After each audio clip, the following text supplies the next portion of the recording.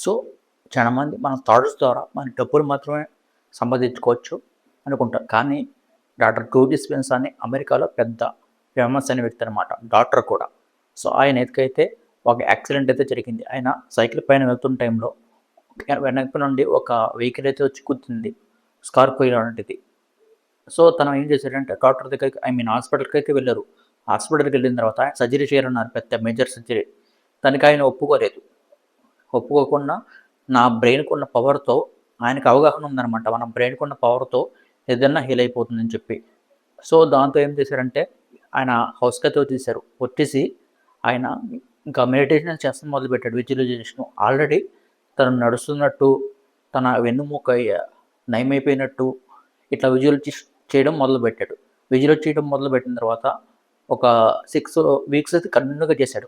కంటిన్యూగా చేసిన తర్వాత కొంచెం మనలాగా అయితే కాదు. ఒక 1 అవర్, 2 అవర్స్ అట్లా కాదు.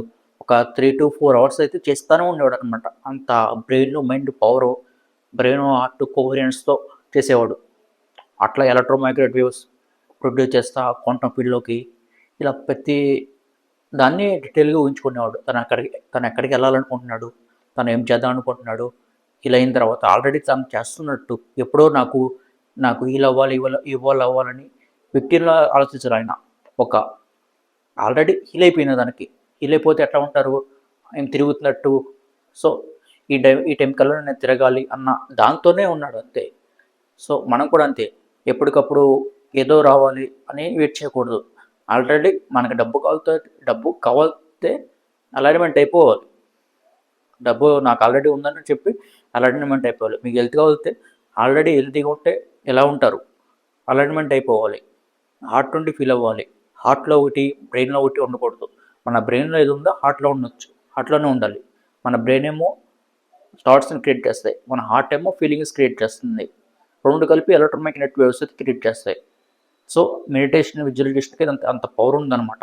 మనమేమో చిన్న చిన్న జీతం కోసం అంటే జాబ్ కోసం అయితే ఉపయోగించుకుంటాం ఇట్లాంటి పవర్‌ని.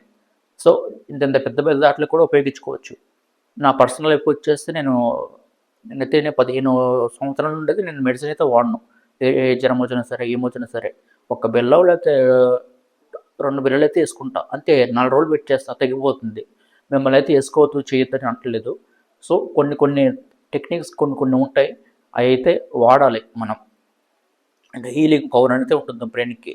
ఆయన 'you are the placebo', 'breaking the habit' ఇట్లాంటి 'బికమ్ ఏ సూపర్ న్యాచురల్' ఇట్లాంటి పుస్తకాలైతే రాశారు.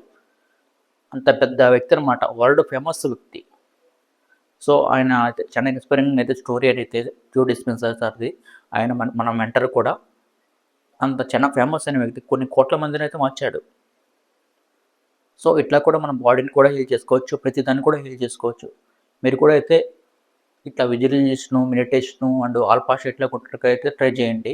అట్లా ఉండడం వల్ల మన హెల్త్ కూడా ఐ మీన్ రెడ్యూస్ అయిద్ది. మన అండ్ ఇవి ఉంటాయి కదా! మనకి క్రోనలాజికల్ ఏజ్, బయోలాజికల్ ఏజ్ అది కూడా తగ్గుతుందనమాట. మన బయోలాజికల్ ఏజ్ మీది 50 సంవత్సరాలు అనుకోండి. మీ బయోలాజికల్ ఏజ్ 40 ఉంటాయి. అంటే ఒక 10 ఇయర్స్ తగ్గించుకోవచ్చు. ఇట్లా ఆల్ఫా స్టేట్‌లో ఉండడం వల్ల. ఇయన్నీ కూడా ప్లస్ పాయింట్లనమాట మనకి. మనం ఆల్ఫా స్టేట్‌లో ఉండగలిగితే. మన రెస్ట్ ఆఫ్ లైఫ్ మొత్తం. కాకపోతే దానికి కొంచెం ట్రైనింగ్ అయితే కావాలి. అండ్ ప్రాక్టీస్ కావాలి. కొన్ని నియమాలైతే ఉంటాయి. దీనికి కూడా మ్యానిఫెస్టింగ్ ప్రాసెసింగ్ లాగా ఉంటుంది. కొన్ని కఠినమైనవైతే ఉంటాయన్నమాట. సో, అర్థమైందనుకుంటా కదా! ఇది ఇట్లా అయితే. సో, ఇదంతా ఓకే కదా! మేమైతే మ్యానిఫెస్టింగ్ క్లాసెస్, విజువలైజేషన్ క్లాసెస్ అయితే కండక్ట్ చేస్తున్నాం. మీరు కూడా జాయిన్ అవ్వాలనుకుంటే జాయిన్ అవ్వచ్చు. అండ్ ఈ అంతా క్వాంటమ్ మ్యానిఫెస్టింగ్, విజువలైజేషన్ మొత్తం సైన్స్ బేసిక్ అయితే ఉంటుంది. సైన్స్ ఉంటుంది, బయాలజీలో ఉంటుంది, పీసీఎస్, క్వాంటమ్ బేసిక్స్ ఉంటుంది. ప్రతిదీ కూడా సైంటిఫిక్ ప్రకారమే చేస్తామన్నమాట. మనం ఏదో ఎట్లా లైట్‌గా అయితే చేయము. మీరు కూడా జాయిన్ అవ్వాలనుకుంటే జాయిన్ అవ్వచ్చు. కింద స్క్రోల్ అవుతున్న నెంబర్‌కి కాల్ చేయండి. Thank you for watching. Bye.